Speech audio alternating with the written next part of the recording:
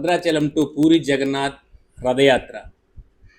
అంటే నేను మామూలుగా పూరి జగన్నాథ్ స్వామి దర్శనం చేసుకోవాలి అని నొక్కనే అనుకున్నాను. కానీ కట్ చేస్తే ఐదుగురితో వెళ్ళాల్సి వచ్చింది.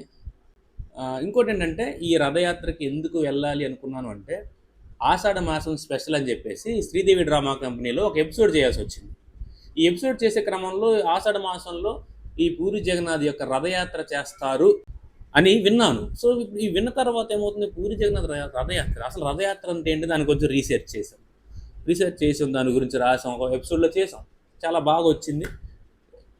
దాని తర్వాత ఇంద్రజ గారు మాట్లాడుతూ సో దాని గురించి ఎక్స్ప్లెయిన్ చేశారు. ఎక్కడైనా స్వామివారు సత్యభామతోటో రుక్మిణితోటో లేకపోతే రాధాకృష్ణను ఇలాంటి రూపంలో కొలువై ఉంటాడు, లేదంటే బాలకృష్ణుడిగా ఒక్కడే కొలువై ఉంటాడు. కానీ పూరి జగన్నాథులు మాత్రం అన్నయ్య బలభద్రుడు, చెల్లి సుభద్రాదేవితో కొలువై ఉంటాడు అని ఆవిడ ఎక్స్ప్లెయిన్ చేసింది చాలా అద్భుతంగా.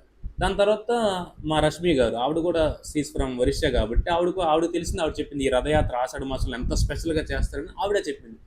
అవును, ఎంత గొప్పదా అంటే, ఇంత గొప్ప విషయాన్ని ఇన్ని సంవత్సరాలు నేను తెలుసుకోకుండా ఉన్నానా అని చెప్పేసి తెలుసుకోవటం మొదలుపెట్టాను. చాగంటి గారి ప్రవచనాలు, గరికపాటి గారివి, ప్రణవానంద్ దాస్ జీ, తర్వాత నండూరి శ్రీనివాస్ గారివి, ఇలా అన్ని రకాలుగా వింటూ గూగుల్లో తెలుసుకుంటూ చాట్ జీపీటీని అడుగుతూ ఇన్ని రకాలుగా విని ఒక నెల రోజులుగా ఎలాగైనా పూరి వెళ్ళాల్సిందే అని పట్టుబట్టాను. ఎలా వెళ్తాను అనుకుంటే సరిపోద్దా, ఎక్కడ భద్రాచలం, ఎక్కడ పూరి జగన్నాథ్, వేరే స్టేట్, ఎలా వెళ్ళాలని కొన్ని రోజులు నిద్ర పట్టగా ఇంకొకరిని ఫోన్ చేసి ఇంకోటి ఫోన్ చేసి అలా అందరూ ఫోన్ చేసి ఎవరో రానంటాం.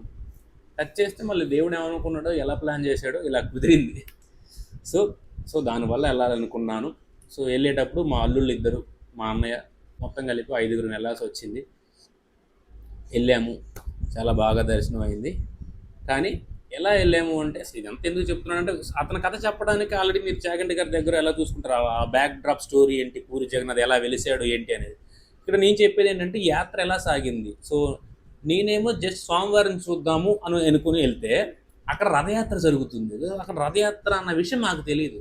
స్వామివారిని చూడన్న పిచ్చిలో ఉంది కదా నిలబట్టి, అలా వెళ్ళాలనుకున్నాం తప్ప అక్కడ రథయాత్ర అనేది ఒకటి జరుగుతుందని మనకు తెలియదు. తెలియకుండా వెళ్తే అక్కడ రథయాత్రలో ఆ స్వామివారిని చూసే అదృష్టం, అవకాశం కలిగాయి.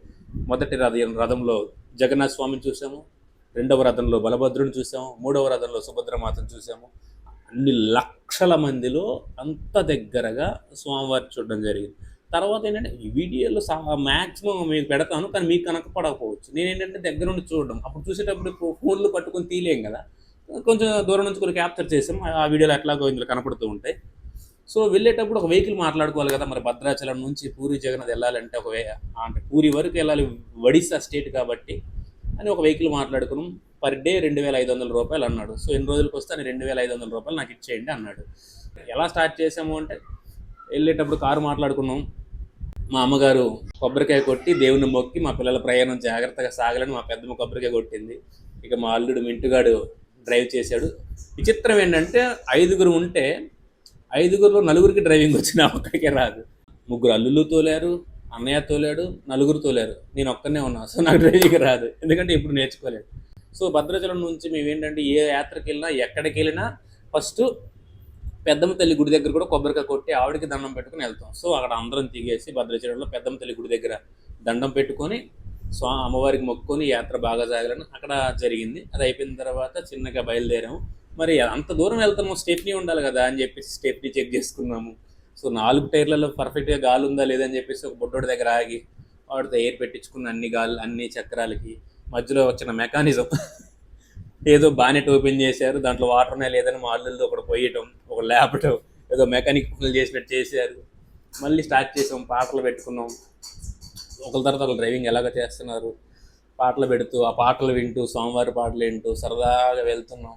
వెళ్ళిన తర్వాత మళ్ళీ ఘాట్ రోడ్, చీకటి పడింది, ఘాట్ రోడ్ తగిలింది. చీకట్లో ఘాట్ రోడ్ తగలడం అనేది కొంచెం మైనసే, కానీ పర్ఫెక్ట్గా డ్రైవ్ చేసుకుంటూ వెళ్ళారు. సో మధ్యలో 10 అవుతుంది. ఇక ఎప్పుడో సాయంత్రం 5 గంటలకి 5:30 ప్రాంతంలో డ్రైవ్ చేయడం మొదలు పెడితే నైట్ 10 అవుతుంది. ఘాట్ రోడ్ అన్నీ దాటేసాం.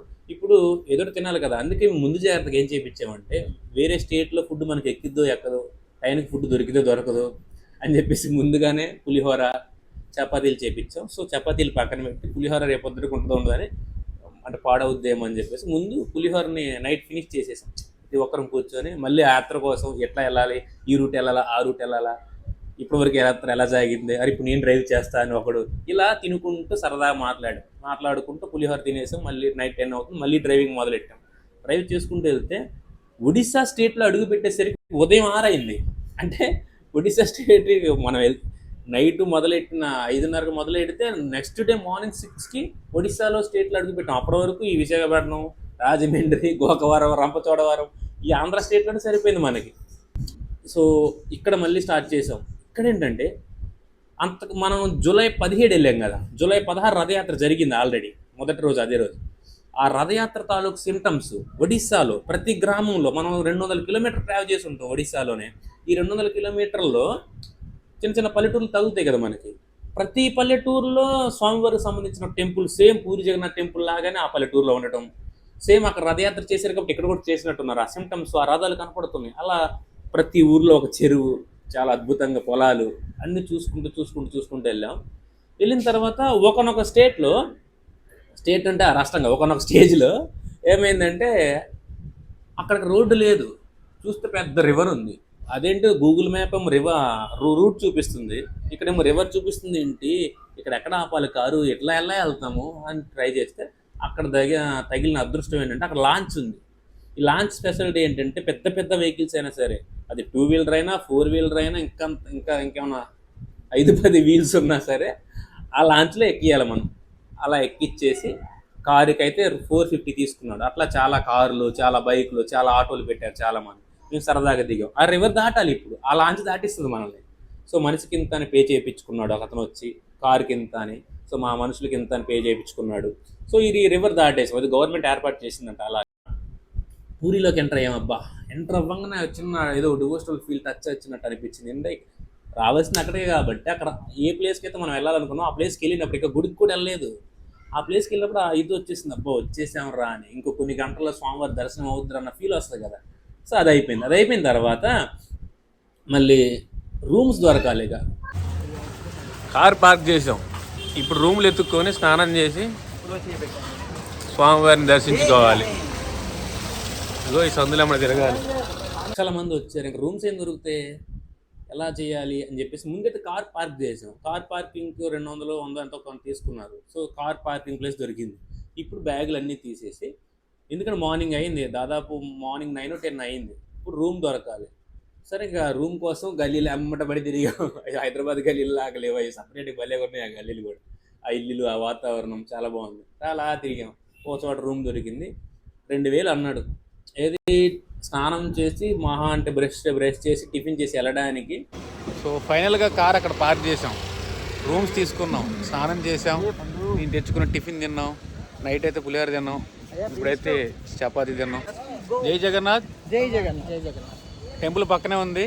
ఒక 400 మీటర్ అంట, అంటే 400 మీటర్లు నడిచి వెళ్తే జగన్నాథుడు స్వామివారు వచ్చేస్తాడు. వెళ్ళి దర్శనం చేసుకుందాం. టెంపుల్ చాలా అద్భుతంగా ఉంది, టెంపుల్ చూసాం.